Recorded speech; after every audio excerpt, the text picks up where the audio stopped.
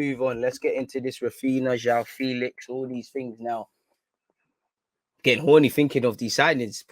You know, I can't lie. I could imagine Raphinha, Brazil bias doing his thing on the right hand side. Joao Felix is my sort of player. You know, whoever we was talking about yesterday, it could have been a brazy one, but at the same time, the reality is I don't know. Raphinha, I like him, but is he a striker or a centre mid? Neither one. This is where I look at it. I'm not saying we don't need a winger. I'm not saying I wouldn't take him. I've said if we could deal with a centre mid and a striker first, I'm on signing a winger and all these other things. But I need both of them, which he's not. Joao Felix, again, can play up front, can play on the flanks, can play as a 10, you know, potential. All of these sort of baller would take him. I don't know if we're going to pay the outlay that Atletico paid. I don't know if Atletico prepared to take a hit and ask how far Arsenal are willing to extend. I don't know what we're doing. Really and truly there. But yeah, man, it just seems like paper talk. I would say for Joao Felix, you need to go and play in another team really that attacks. Joao Felix as a false nine would be it'd be messed. But again, I can't lie, I'm all for that. But I need the luxury of some games just playing a normal number 9. You know, I think Arsenal need that really and truly. I don't know how much he's gonna cost. I don't think we're paying 120. I don't know how far we're prepared to go and how much of a hit, better yet, Atletico Madrid are willing to take. I don't know really and truly. It just, you could see it wasn't going to bang for him. Where is it? Where is these rumors? I mean, that's Mikel Arteta. Where's Raphinha? There's that. Sorry, folks. I'm just making sure we've got everything. Yep. We do. Let's share the screen. One love to the 300 of you locked in. Start with Joao Felix. Arsenal want Atletico star Joao Felix as Mikel Arteta looks to bolster attacking options, but Gunners will need to pay close to 120 million as La Liga giants look to recoup initial fee. Now, if he's going to be the false 9 and press and whatnot, all right, cool. You know, you could have him and Martinelli, but I do think while these lot are still young players, trials and tribulations and whatnot, I do think you need an experienced man. So you're going to give Laka a new deal, or you're going to make sign a cut price Laka replacement. For me, I can't lie. If you bring in Jonathan David and Joao Felix, I'll accept it. Ideally, I would like Osimhen and Jonathan David, or someone and Jonathan David. I wouldn't like just Jonathan David. I don't think he's ready right now to be the only guy. But Arsenal are said to, and we've got to be wary. We're getting linked with Bearman, and we know how the script goes. 23 goals in 100 games during his time at Atletico. Was, you know, you're an attacking man. You're playing for a defensive team. You're never really going to excel like that. Arsenal are said to be interested in Atletico attacker Joao Felix. We're looking for a new striker after Aubameyang's departure. Atletico Madrid are willing to sell, but only if they can recoup some of the initial fee. And there are some other reports, people, saying thingy that where was I going with this? Saying that Atletico feel they can only get their money back by selling him to an English club, in which, you know, there's a Portuguese contingent at Manchester United. You could see, you know, they're playing each other tonight, people, where you could maybe Cristiano Ronaldo has a little conversation with his fellow countrymen, his younger countrymen, and gets things done. You know, again, Liverpool he's been linked with recently. City he's been linked with recently. Chelsea, again, they'll be signing another player that can do a lot of things, but you don't exactly know what it necessarily is and whatnot, man. You man are onto it. Man said 120 million is a joke. No one's paying that. Let's sort out the pipes and foundations of the house first before getting flat screen TV. Surely we have to see a new midfielder before anything. Trust. Arsenal 120 million do not go hand in hand. Cheap Charlies wouldn't pay past 60 million for him, and even that's a stretch. I think that's a stretch, but fair play. Felix can't play in the 8. Appreciate you, Luke. Great content as always. Love the consistency. I love your consistent support, man. 120. I was just sick. 70, 80 million max.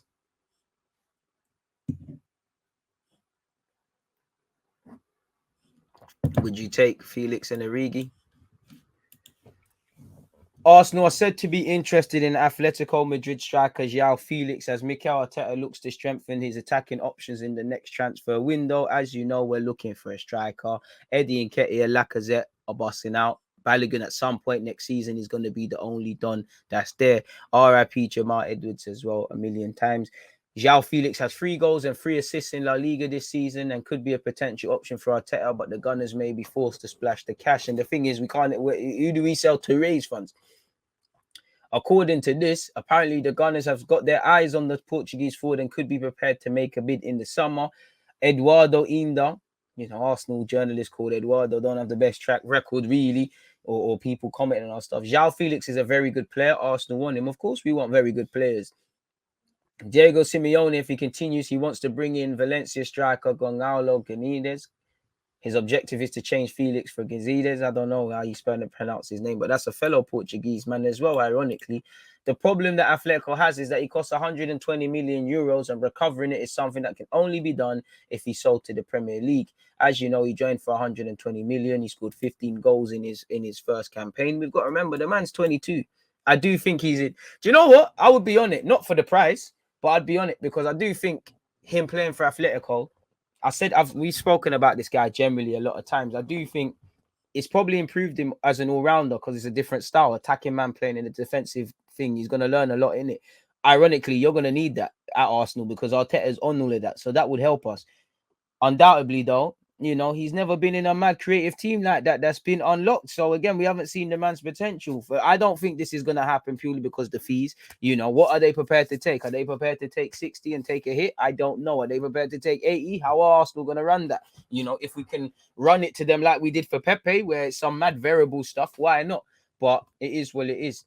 I would love to have him, but is he a striker at 8? No. So can we fix them things first and then look to do that? But saying that, if this is the first man that arrives in the summer, am I going to sit here and cry? Of course not.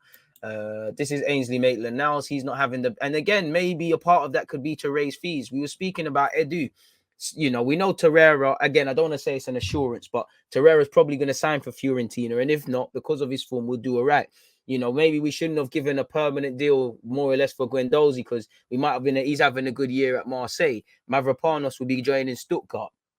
Then you've got Bellerin, Ainsley Maitland-Niles, Leno, contracted until 2023, where you need to know what you're doing. We know Leno's going to keep it moving, but get it done, innit? Ainsley hasn't put himself in the shop window at Roma. I hope that somehow Wolves or Everton give us a little 15 or something in the summer for him, considering his contract. I hope so. Again, we've also been linked with, previously contracted until 2023 and Telemans, Basuma, Ruben Neves, Douglas Luiz. Again, could he be used potentially in a make weight to bring the price down at any of these things? I don't know. Maybe Ainsley might even still have a future because there's hardly going to be any midfielders here. You might have a role as a squad player, which I don't think you're keen on. He only made 2 starts under Arteta. He wanted to move. He got his move. He's made 6 appearances in Serie A. Ain't done anything really. He's not impacted at all. Ainsley ain't that guy. He will fit in. He won't stand out. I don't know what you lot thought you was going to get. Apparently, he has shown technical limitation, but people want him to start for Arsenal Football Club week in, week out in the fucking middle of our park. He's smoking something special. So I hope he does all right, but I don't know how are you going to be able to find a club for him, for Bellerin? I don't know if these guys are I'm not watching Betis week in, week out. Bellerin's doing all right, but I don't know if he's doing a Mazza. If anything, it's Torreira for me. So again, we need to know how we're selling them. At what point does the amount of our players that we're able to sell affect who we can bring in? Really? I know we freed up some wages, had to pay, but free up Kolasinac and Aubameyang's wages. A couple of other people will be off the wage books as well. So there is, Lacazette earns significant amount of money. So there'll be more fees and funds and whatnot to manipulate and play around with. But it all depends what we're on. Is this the same? This is the same article. Sorry, people. We've been linked with Raphinha, people. Would love it. Now, where I look at this with a pinch of salt, Deco, who is his agent, former player, they're on busting out and going anywhere. He talks up his client. He's been linked with us. He's been linked with United. West Ham tried to buy him. They've spoken up his chances of joining elsewhere. Leeds wanting to sign a new deal. We've got to look at it with a pinch of salt. Raphinha, I'm on it. We need a striker. He's not that. He can probably play up there, but he's not that. But I'm on it. He would challenge Saka on a position on the right. He could be a problem on the left. He can actually play behind the striker. I'm on it. Brazilian bias, mad skills, can get better and better. See a bit of Jota in him in the sense of these are men that you could take from these clubs. They will grow in your team and do a thing like that. I'm all for it. Right age profile as well. What's he, 24, 25? Right age profile as well. All depend. How long is he contracted for, and how long do they want him? Do they want him?